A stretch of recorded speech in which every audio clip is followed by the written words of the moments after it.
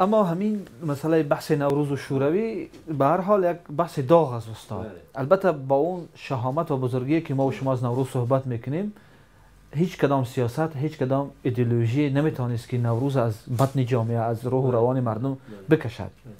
اما استاد فکر میکنید که با این تحقیقاتی که هم اشاره کردید، همین سرچشمه مخالفت شوروی با نوروز چی بود؟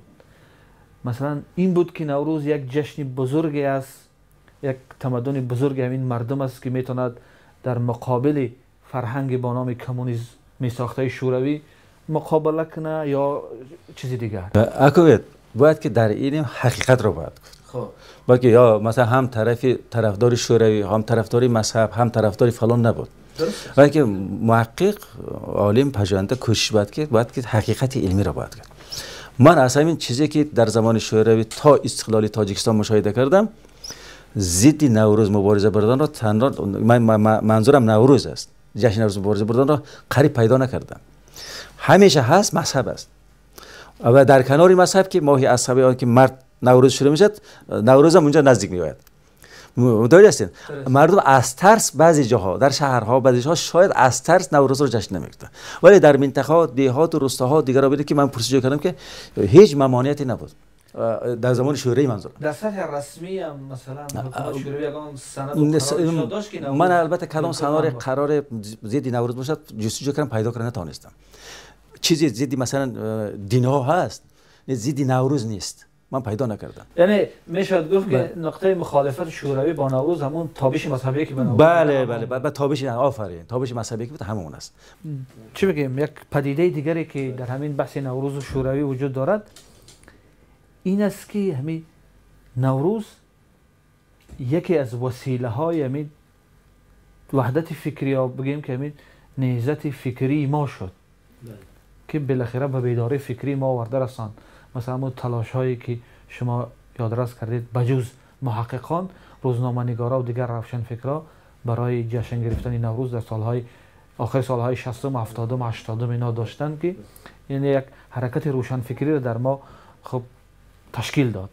همینجا یک نکته دیگر دیالوگ شده و با خودتون یک واژه‌ای که استفاده کردید که من و شورویان نگاه کنید، سالهای 50 خود روس‌ها اینها علکه سالهای 50 شروع کردن که نوروز را همچون جشن بهار باید برای مردم را به خود جلب کردن، به سیاست شوروی جلب کردن، برعکس استفاده کردن، مقاله نوشتن راجع به نوروز. ولی این هم بود. بله استاد، خب البته نوروز این یک دنیاست دیگه.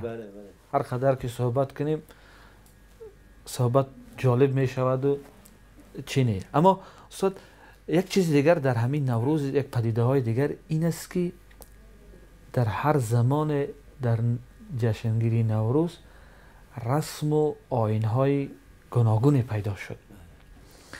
مثلا اگر برگردیم به همین حوزه خودمان، مثلا در ایران خب مراسم های از قبیل چهارشنبه سوری و 13 بدر و این چیزا هست.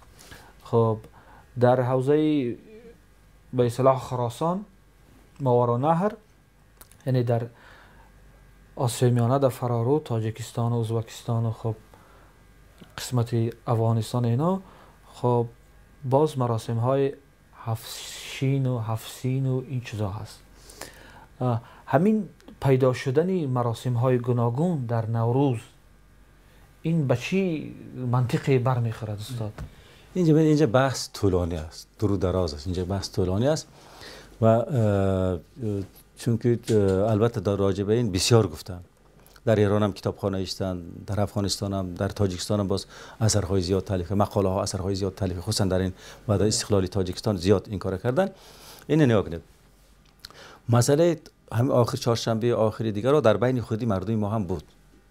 اما یک دیگه گفته که من هفسین و هفشین اشاره کرده. شما دقت کنید، خودتان مشاهده کنید، از پدر و مادر و بابایتان پرسید، نگاه کنید. همین هفسین و هفشین در دسترخوان مردم ما در آسیای میانه، آسیای مرکزی در همین 50-60 سال نبود. توجه کنید، در دسترخوان نبود. اینجا بسیار چیزی ظریف است. این را باید که محققان هم در همین 10-15 سال من سوال کردم که گفتم یک کجای در خانه کسی کدام مردم شناس در دسترخوانش 7 سین 7 شین مانده شما دیدید یا نه؟ کدام قیدگر است یا نه؟ این چیز جالب است. من در یک از مقاله‌ام عاید به همین اشاره کردم. این یک طرفی مثلا. دوم فکر کنید. نگاه کنید. چرا 7 سینه در مثلا 7 شینه و 7 میم میشه 7 مینه چرا 7 سین و 7 شین الفبای ما ا ب و گ دی الفبای کریلی ما لاتینش با دیگه خیلی است. الفبای فارسی اساسی ما چه از الف ب بعد همونجا میاد سین شین میاد سین شین نون مثلا واو فلان بله نام داره. چرا سین سین چرا 700 نه؟ یعنی پدیده که در زمان کریلی پیدا شد با حرفای فارسی یاد میشه. جالبش این است نه چه انا نگذاریم ما سه نقطه دار داریم صاد داریم سین داریم. چرا 7 سه مثلث نه 700 نه بخش 7 سین چرا یا که 7 شین مثلا مثلا انا این من باز جستجو کردم که اگر محققان ایران خوشبختانه در این مورد پاسخ گفتند خیلی خوشبختانه پاسخ گفتن که این چی است. نگاه کنید این چی است.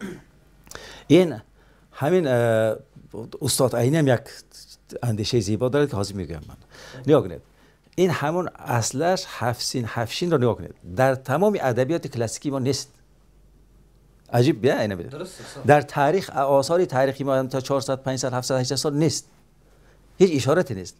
اگر این 7 سین 7 شین می بود کدام شاعر در اشعارش میگفت این من برای بعد دیدم که عجب است تو شعرها را کافتم که البته شاید جایی باشد من پیدا نکردم شاید جایی باشد ولی من پیدا نکردم.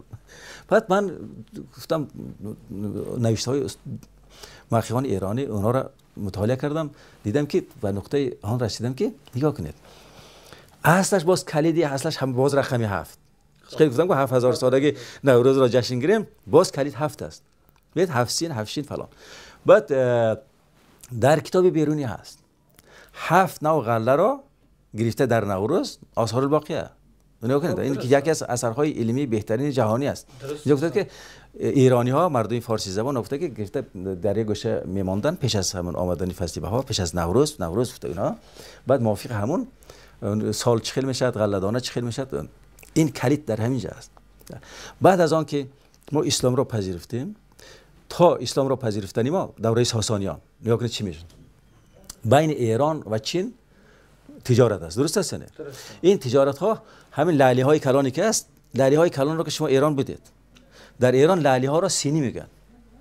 این وقتی که همین کاسه پیاله لعلی و دیگرهایی که از ایران میآوردن در اون زمان در زمان ساسانیان پیشتر در زمان نوروز چیکار میکردن دسترخوان را زیبا مثل که در تاجیکستان گسترش دسترخوان زیبا میآورن در دسترخوان چیا بود چیزهای رمزدار بود مثلا نگاه کنید و با سین شروع نمیشد تخم بود مثلا فرض کردیم سومالک بود مثلا سنجید مثلا بعضی با سین شروع میشد بعضی با چیز دیگر آب بود آینه بود مثلا نگاه کنید بعدتر مثلا کتاب‌های مقدس بود در اون زمانی پیشم هر دینی مذهبیش یک کتاب مقدس خودش میگه زرتشتی‌ها کتاب خود مثلا ما مسلمان‌ها کتاب خود مثلا این چیزا بود. نگاه کنید وقتی که در دسترخوان در 7 طبق یعنی 7 سینی 7 لعلی به اصطلاح 7 لعلی چیز می‌آوردن در نزد شاه این وظیفه. باز یک چیز جالب است برای شاه دوره ساسانیان کلچه های گرده خدا ماسکو تاجیکی ما فقط کلچه اساسا کلچه گرده میشیم در بیرونی آمده در یکی از کتاب های دیگه ها نامش ذهنم نیامد در اونجا در یکی از کتاب ها من اقتباسم هست در اونجا در زمان ساسانیان کلچه های گرده از گندم از همه ایوا از لوبیا دیگر عدس اینا ساخته نزد شاه می‌آوردن. فهمیدید بعد لعلی های دیگر آراده می‌آوردن. بعدن که تجارت که با چین شد این لعلی ها به همین لعلی های زیبای چینی تبدیل یافت. اصلش کلمه همون لعلی همون چین اصلش تلفظ چین اصلا. بعد اینکه این تلفظ که اومد آهسته آهسته در همون دوره ساسانیان این به 7 سینی آوردن و لعلی همون میوه چیزا آوردن شروع شد. بعد که دولت ساسانیان از بین رفت اسلام حکمران شد عرب ها آمدن اسلام حکمران شد در ایران آهسته آهسته بعد از ممکن 100 سال 200 سالش هم معلوم نیست نامعلوم چون در اون زمان هم سینی نیست آساستا همون برای سینی آوردن. به نظر من بعد ملاها همیشه بینید بعضا همین عموما شخص‌های مذهبی خواه زردشتی هستن، خواه مسیحی هستن، خواه اسلامی هستن، مثلا شخص‌های مذهبی عادتا این چیزا رو تغییر میدن.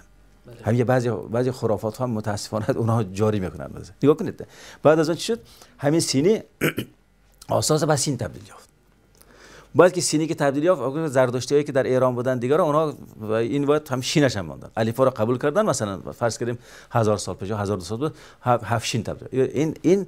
این تفسیر رو هم عالمان ایران گفتن. بعد من کمی با اضافه های اندیشه و مشاهده خودم در مقالم با اقتباس با آنها دوام دادم. اکنون دوامش گوش کنید.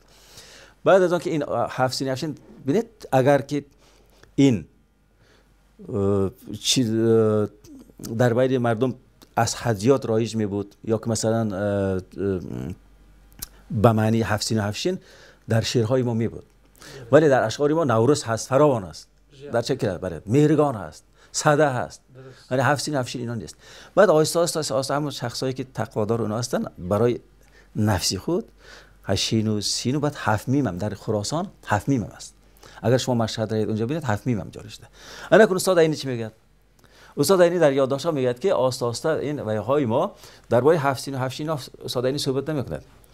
بعضی میگن که بعضی ملاهای چهل سواد استاد دقیقاً است. این اقتباس در این کتاب منم است. گفتم که این است ملاهای بهترین است، دانشمند است، خیلی چهل سواد است. مثلا محققان دانشمند دارم است، خیلی چهل سواد کم سواد است. این چیزهای طبیعی است. بعضیا مثلا ما متوسط باشیم، بعضیا از ما بیشتر بدن. این چیزی طبیعی است. بله اهانت نیست. و برای همین حقیقتی واقعی است. بعضی این چی است؟ برای نفس خود باید 7 سلام را جاری کردن. استاد این گفته است. با 7 سلام چه میگم؟ با همین کاغذها از زعفران فایده دارد که از زعفران می نوشتن، از مثلا یک آیت، یک چیزی، یک حدیث چیزی می نوشتن و همون شب نوروز یا هم در آبادی نوروز، همون شب آمدن سال نو هجری ملا که برای هم سلامتی، تندرستی فلان شد، اینا میخواد. در استاد عینی خوشبختانه این اشاره کردن. این یک طرف. مثلا استاد عینی اشاره کرده است که نوروز رو در همین امارات بخارا تا 70 روز جشن میگیرن. در یادداشت‌ها است. متوجه هستین؟ خوشبختانه این اشارات هست. یعنی چی است که انا از این لحاظ ببینید سببش ناکن اصلی پیدایش اینها ریشش کجا است؟ همین در زمان ساسانیان در آیین‌های قدیمی باستانی 2000 3000 سال پیش 7 روح اینا یک جا میگفتن، 7 امشاسپندان میگفتن. حالا نامهاشون کاملا یک 4 5 تا در ذهنمش، دیگراش در ذهنم نیست. انا این 7 روح، 7 چیز را 7 فرشته است، 7 روح است. به این چیز اعتقاد داشتن مردم. در اون گذشته برای این 7 روح هم هنوز هم به نظرم در آیین زرتشت این چیز است، برای خاطر آنها به میگذارن، به طبقها غذا میگذارن. این راهها میآیند و در همه عرفه نوروز که امروز زندگی این مثلا این بستگان ما، خویشاوندان ما، عزیزان ما، نزدیکان ما را یادآوری میکنن، یعنی این به اون وابستگی دارد. انا یک نکته دیگر، اگر اذیت مردم شناسی خودتان از منطقه خودتان یا دیگران پرسان کنید، حاضر ما بعضی چیزهای مردم شناسی ما تابشی مذهبی دادیم. نگاه کنید همین وقتی که سال نو هجری آمد، نوروز که آمد، بعضی منطقه ها حاضر مانده است که به همین برای ارواح گذشتگان چی میکنیم؟ خوراک صدقه به 7 خاندان تقسیم میکنیم. فهمیدید؟ به 7 خاندان تقسیم. همین چیز هنوزم گاهی در بین مردم ما هست. این وابسته به همون چیزهای باستانی است. دیگر این چی است؟ حاضر نگاه کنید دیگر بعد یا 7 انگه صدقه کردن، یا که نگاه کنید یک چیز دیگری جالب که وقتی که همین سال نو آمد، مردم ما حتما برای روح گذشتگان، ارواح گذشته پدران قبرستان میرن. متوجه هستید؟ اینم به همون روح گذشتگان اعتقاد، محبت داشتن این کارو میکنن. اون سنتی باستانی 2000 سال آهسته آهسته با طول زمان دیگرگون میشود. آهسته آهسته گم شده یک نشانه های آخرش میماند. باز نکن اگر بنای به خاندان تقسیم کردن، به 7 خاندان، به چیزا، اینها با همون 7 سین و 7 شین اینها یک زنجیر است، رقمی 7 زنجیر است. این طور است. به این چیز از این دیدگاه نظر کردن در کار است. پدیده‌ای که بسیار مخصوص تاجیکستان است، این است که ما در جشنگیری های نوروز خود ملکه داریم. البته شاه در طول جشنگیری نوروز همچون یک رمز، همچون یک چه میگن سیمبولی نوروز بود، اما همین ملکه در ما همین سالهای آخر دیگه پیدا شد. همین سنت دیرینه دارد استاد در البته من در سنت دیرینش نمیدونم باشد، ولی چیزی است که اینا میده باز هم اگر سنت دیرینش اینا بتونید که یک چیز که البته این ملکه ساختن دیگه ساختن وقتی در هر جامعه انسان ها آن چیزشون که در خیالشان تخیلشون یک چیز زیبایی هست آن را در زندگی جاری میکنن.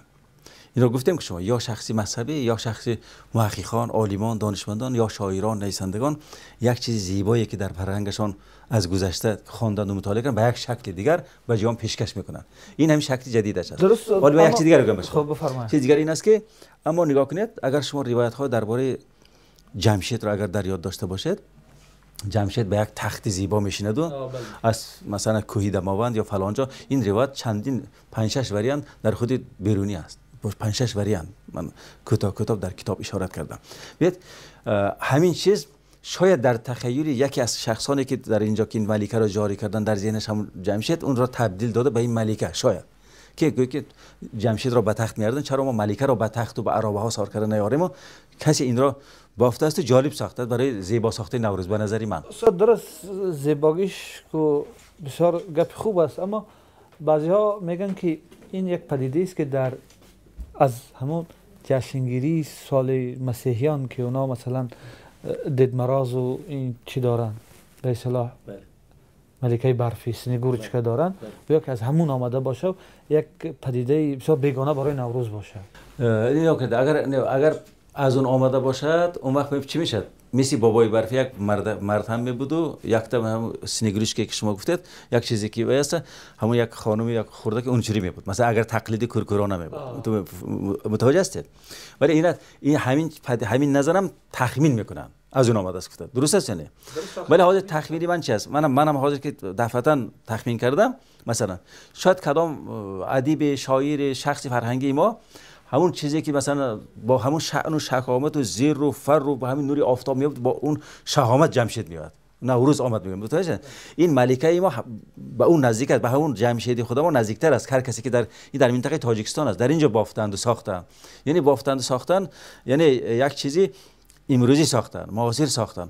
شاید کسی که من نظرم که همون جمشیدی رمزی مردی شاهی که به اون نوروز اینقدر با متنتن جشن میگرفت این را آورده کسی به ملکه تبدیل داده باشد و در مطبوعات هم در هر جا نامش را اشاره کرده باشد مثلا بگید. چون این چیز زیاد است. همین من یادم است که در هم دیهای خودم هم همین دقیقاً اون وقت نگاه کنید مثلا من خرد بودم همین 10 ساله بودم جشن میگرفتن مثلا با لباس صاف تاجیکی ها یکی از ها خود از خود نوروز میساخت. باز من در ذهنم حیرانم که این از کجا میساختن متوجه است. بعد اون این با سال نو میلاد هیچ تعلق ندارد، در دهه درده است. اونجا بود میدید سال نو اون وقت جشن هم نمیگرفتن. مثلا معظم سال نو میلادی را مسیحی را جشن نمیگرفتن. بعداً اساس در دهه بعداً پیدا شد اساس متوجه است. ولی این حاضر من بعد از این گفتنشون باز هم که انکون کنجکاوی من باز بیشتر میشه که همین چیزا من خودم دیدم با چشمم که یک شخص را ساختند و این زیبایی است و نوروز است را ساختن. از کجا ساختن، چی ساختن؟ من در دهه ما همین چیز در یک تپه بلند که مثلا تپه در دامنه یک دهه نامش پسی سرخی است، تریک سرخ است، در اونجا در دامنه همین تپه نوروز را جشن میگرفتن. در اونجا همین چیز را من خودم با چشمانم تقریبا 10 ساله بودم یا از این کمتر بیشتر چندین سال دیدم. هر وقت در نوروز همین چیز را مشاهده میکردم.